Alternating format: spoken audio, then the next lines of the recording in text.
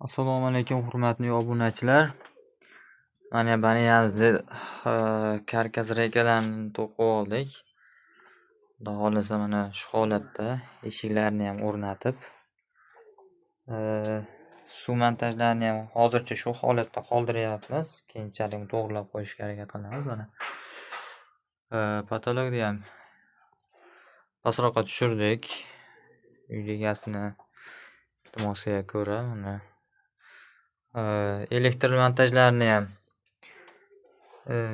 o'zimiz qildik, korobkadan olib, hamma yo'g'ida.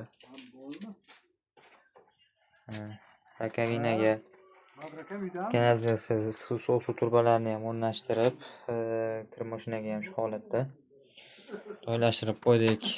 Hammalaringga rahmat.